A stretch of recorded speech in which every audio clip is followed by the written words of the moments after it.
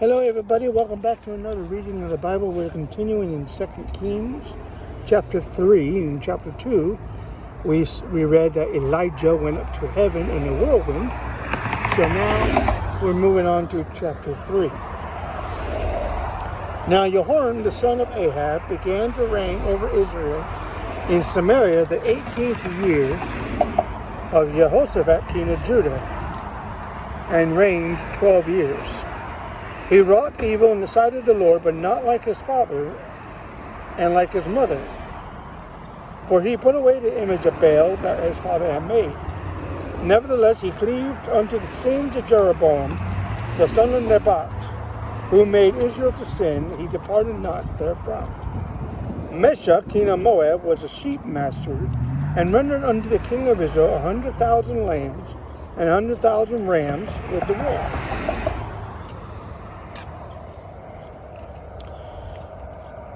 Verse 5. But it came to pass when Ahab was dead, that the king of Moab, Mesha,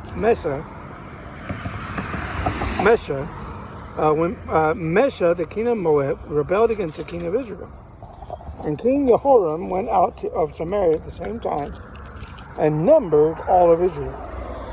He went and sent to Jehoshaphat, king of Judah, saying, The king of Moab hath rebelled against me. Wilt thou go with me against Moab to battle? He said, I will go up. Jehoshaphat said, I will go up. I am as thou art, my people are as thy people, and my horses thy horses. He said, Which way shall we go up? And Jehoshaphat answered, The way through the wilderness of Edom. So the king of Israel went, and the king of Judah, and the king of Edom, and they fetched a compass of 7 days' journey, and there was no water for the host and for the cattle that followed them. The king of Israel said, Alas, that the Lord hath called these three kings. These three kings to deliver them into the hand of Moab. But Jehoshaphat said, Is not there here a prophet? Is there not here a prophet of the Lord, that we may inquire of the Lord by him? And one of the king of Israel's servants answered, saying, Here is Elisha, the son of Shaphat, who poured water on the hands of Elijah. Jehoshaphat said, The word of the Lord is with him. So the king of Israel and Jehoshaphat and the king of Edom went down to Elisha. Elisha said unto the king of Israel, What will I have to do with thee? What have I to do with thee? Get thee to the prophets of my father, and to the prophets of thy mother, thy father and thy mother. And the king of Israel said unto him, Nay, for the Lord hath called us three kings together to deliver them into the hand of Moab. Elisha said, As the Lord of hosts liveth, before whom I stand, surely were it not that I regard the presence of Jehoshaphat the king of Judah, I would not look toward thee, nor see thee. But now bring me a minstrel. And it came to pass, when the minstrel played, that the hand of the Lord came upon him, Elisha. He said, Thus saith the Lord, Make this valley full of ditches. For thus saith the Lord, Ye shall not see wind, neither shall ye see rain, yet that valley shall be filled with water, that ye may drink, both ye and your cattle and your beasts. This is but a light thing in the sight of the Lord. He will deliver the Moabites also into your hand. Ye shall smite every fenced city and every choice city, and shall fell every good tree, or shall tumble or timber every good tree, and stop all wells of water, and mar every good piece of land with stones. It came to pass in the morning, when the meat offering was offered, that behold, there came water by the way of Edom, and the country was filled with water. When all the Moabites heard that the kings were come up to fight against them, they gathered all that who were able to put on armor, and upward and stood in the border. They arose up early in the morning, and the sun shone upon the water, and the Moabites saw the water on the other side as red as blood. They said, This is blood. The kings are surely slain, and they have smitten one another.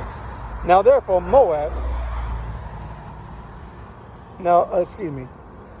Now therefore, Moab, to the spoil. When they came to the camp of Israel, the Israelites rose up and smote the Moabites, so that they fled before them. But they went forward, smiting the Moabites, even in their country. They beat down the cities, and on every good piece of land cast every man his stone and filled it, and had stopped all the wells of water, and felled all, and tumbled, or cut down all the good trees. Only in Keraraseth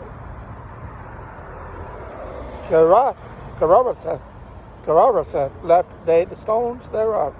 Howbeit the slingers went about it and smote it. When the king of Moab saw that the battle was too sore for him, he took with him 700 men who drew swords to break through even unto the king of Edom, but they could not. He took his eldest son, who should have reigned in his stead, and offered him for a burnt offering upon the wall. Ugh. Burned his own son.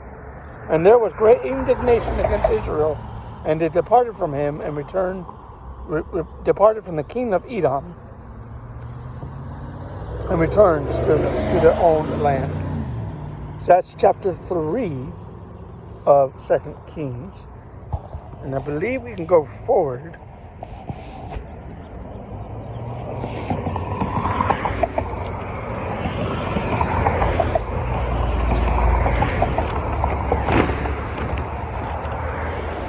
Oh, hold on, I'm sorry. 6,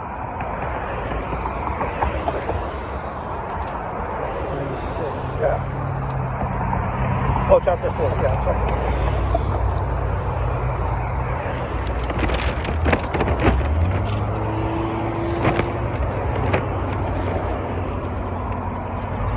Yeah, chapter 4.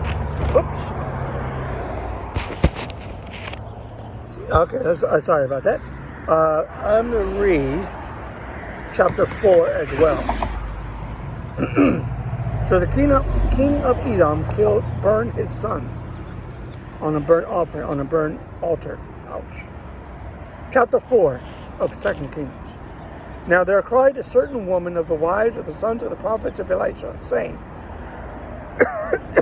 excuse me, saying, blah, blah, thy servant my husband is dead, and thou knowest that thy servant did fear the Lord, and the creditors come to take unto him my 2 sons to be bondsmen. Elisha said unto her, What shall I do for thee? Tell me, what hast thou in the house? And she said, Thine handmaid hath not anything in the house, save a pot of oil. Elisha said, Go, borrow thee vessels abroad of all thy neighbors, even empty vessels. Borrow not a few. When thou art come in, thou shalt shut the door upon thee, and upon thy sons, and shalt pour out into all these vessels, and thou shalt set aside that which is full. So she went from him, and shut the door upon her, and upon her sons, who brought the vessels to her, and she poured out. It came to pass, when the vessels were full, that she said unto her son, Bring me yet a vessel. He said unto her, There is not a vessel more. And the oil stayed. Then she came and told the man of God, that's why Elisha. And Elisha said, Go sell the oil and pay thy debt, and live thou and thy children of the rest. It fell on the day that Elisha passed to Shunem, where was a great woman, she constrained him to eat bread. And so it was that as often as he passed by, he turned in thither to eat bread.